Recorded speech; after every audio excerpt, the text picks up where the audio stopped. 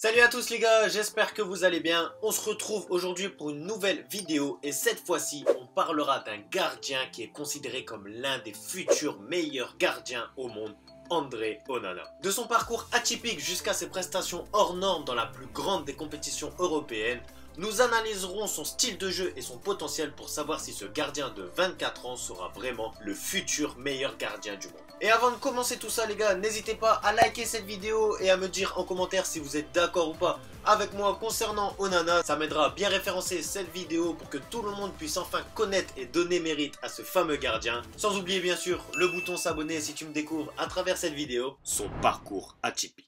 Né le 2 avril 1996 au Cameroun, il fait ses débuts dans le football et directement dans les cages où très vite il a été repéré par la fondation Samuel Eto'o au Cameroun à l'âge de 11 ans. Très déterminé et doté d'un talent inné, il est très vite repéré quelques années plus tard par l'un des meilleurs clubs au monde, le FC Barcelone. Les dirigeants du club ont tout de suite vu en lui, grâce à ses prestations ainsi qu'à son travail acharné, un potentiel énorme chez ce gardien. André Onana rejoint donc le centre de formation de la Masia en 2010 où il y passera toutes ses années en jeune. En 2014, il remporte la Ligue des champions des U19 appelée Youth League avec les jeunes du Barça, suite à ses très belles prestations qui ont fait découvrir ce gardien dans certains clubs. Grâce à ça, l'année suivante, les dirigeants de l'Ajax passent à l'offensive et décident de recruter André Onana. C'est alors à ce moment que l'entraîneur des gardiens de Barcelone a fait cette déclaration: nous avons laissé partir le futur meilleur gardien au monde. En 2017, Silesen prend son envol vers Barcelone et permet à Onana d'être le numéro 1 de l'équipe de l'Ajax à 21 ans. Il a réussi à convaincre son entraîneur et enchaîne les bonnes prestations. D'ailleurs, un ancien gardien de la sélection camerounaise, Thomas Nkono, a donné son avis sur le parcours d'Onana.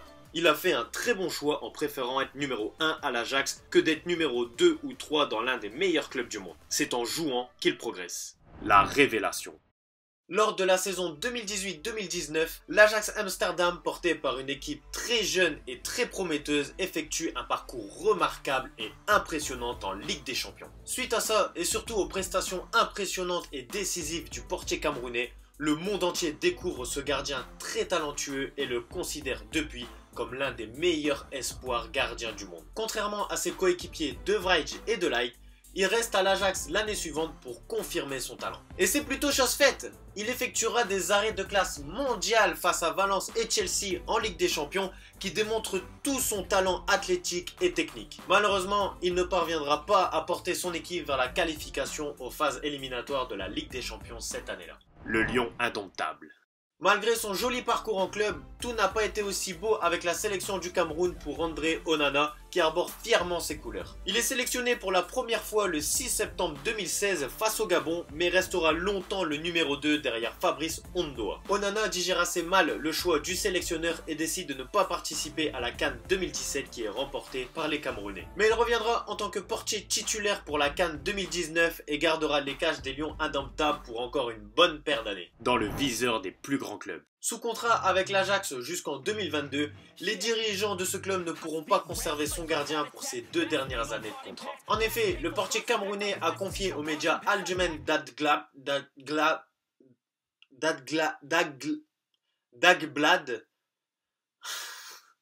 Je suis très reconnaissant à l'Ajax où j'ai été très heureux ces dernières années. J'ai passé 5 très bonnes saisons ici, mais je pense que le moment est venu de faire un pas en avant. J'ai des ambitions importantes. Et il a raison.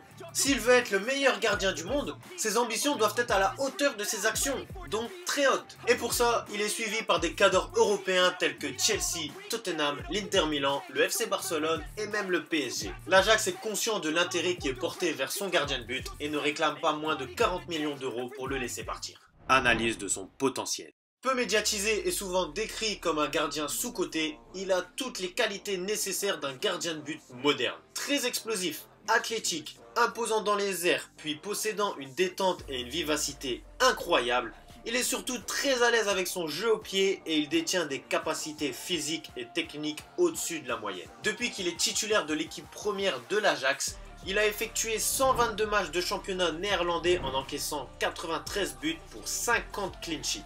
De très belles stats pour ses premières saisons au haut niveau, mais qui sont assez logiques dans un club qui joue le titre chaque année, dans un championnat qui n'est pas parmi les 5 grands championnats européens. Mais là où les stats sont intéressantes, c'est dans les matchs de Ligue des Champions. En 3 ans, il aura effectué 30 matchs de Ligue des Champions en concédant 26 buts dont 12 clean sheets. Moins d'un but par match encaissé dans la plus prestigieuse des compétitions avec une équipe loin d'être le favori. Une stat plus que correcte pour ce gardien. Ensuite, c'est malheureux, mais c'est également logique qu'il soit considéré comme sous-coté puisque c'est dans les meilleurs clubs du monde, dans les meilleurs championnats, que l'on peut voir le potentiel et le talent d'un gardien qui peut être considéré comme le meilleur au monde. Voilà pourquoi il se doit d'être ambitieux. De plus, le fait de jouer dans la sélection du Cameroun donne moins de prestige que dans une sélection parmi les meilleurs au monde. Le Cameroun n'a malheureusement pas le niveau de se qualifier pour les huitièmes ou les quarts de finale de la Coupe du Monde.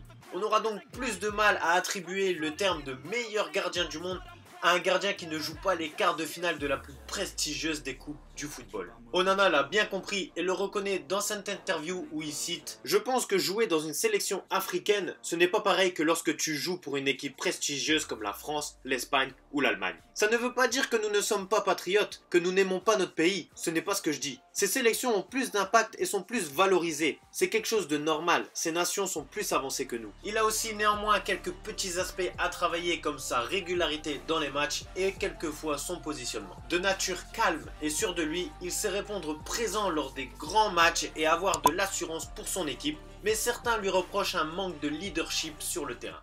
Son avenir. N'ayant pas caché son ambition de jouer dans un des plus grands clubs européens pour faire partie des meilleurs gardiens du monde, son avenir se joue maintenant. Et il a l'embarras du choix entre Chelsea, Tottenham, l'Inter Milan, le FC Barcelone et le Paris Saint-Germain. Il devra donc faire le bon choix de carrière pour pouvoir prétendre à devenir le meilleur. Au moment où je suis en train de faire cette vidéo, il est encore sous les couleurs de l'Ajax Amsterdam et beaucoup de rumeurs disent qu'il deviendra Blaugrana, donc un retour à la maison. Mais de mon avis personnel, ce choix-là est très contesté. Je m'explique. Onana a 24 ans. Et à cet âge-là, et surtout dans ce poste-là, on est encore en apprentissage et surtout proche de l'apogée physiquement parlant. Donc il est obligatoire pour lui de jouer en tant que titulaire. Ter Stegen étant le meilleur gardien du monde, Onana ne peut pas prétendre à être le numéro 1 du FC Barcelone, même si son style de jeu correspond très bien à celui du Barça. Même chose pour le PSG, voire même avec Tottenham. Lloris et Navas sont en place dans leur club et tant qu'ils ne bougeront pas, Onana ne pourra pas être le numéro 1. Donc s'il veut jouer tout de suite en tant que titulaire, il aura le choix entre Chelsea où soi-disant Frank Lampard est lassé de son gardien Kepa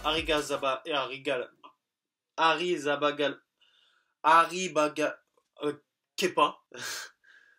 Et personnellement, même si je sais qu'il y en a beaucoup d'entre vous qui ne seront pas d'accord avec moi, je trouve que Kepa n'est pas un gardien exceptionnel. Donc Onana a sa chance d'être numéro 1 à Chelsea. Et aussi à l'Inter Milan. Mais ça reste aussi en fonction d'Andanovic qui est un gardien très bon et très régulier. Même si l'Inter Milan et surtout la Serie A est en plein essor grâce à l'arrivée de grands joueurs comme Zlatan Ibrahimovic au Milan, Ronaldo à la Juventus, Lukaku et même en ce moment Achraf Hakimi qui vient d'arriver à l'Inter Milan, le championnat anglais avec Chelsea reste beaucoup plus prestigieuse que le championnat italien. De plus, le style de jeu de Chelsea ressemble beaucoup à celui de l'Ajax qui met en avant les jeunes joueurs très prometteurs de ce club. Donc le choix est assez difficile pour Onana. Soit il décide de jouer tout de suite et je pense que le club de Chelsea pourrait très bien lui aller, ou soit il décide d'intégrer aujourd'hui l'un des meilleurs clubs au monde.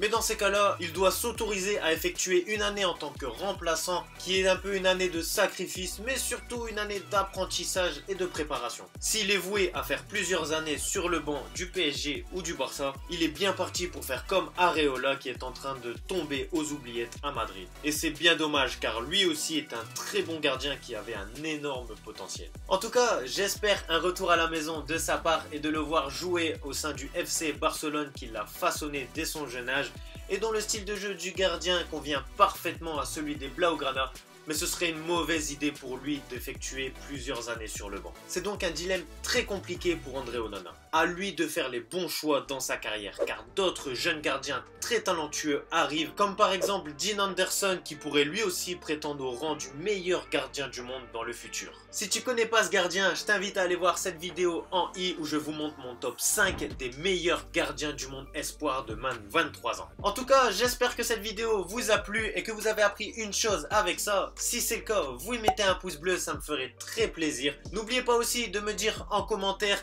quel serait le meilleur club pour André Onana pour qu'il puisse devenir le meilleur gardien du monde. Merci à tous ceux qui donnent de la force, qui s'abonnent, qui mettent le pouce bleu et qui regardent la vidéo jusqu'à maintenant. Ça me fait très plaisir. On se retrouve dimanche pour le 7e épisode du meilleur Lillois. Bye.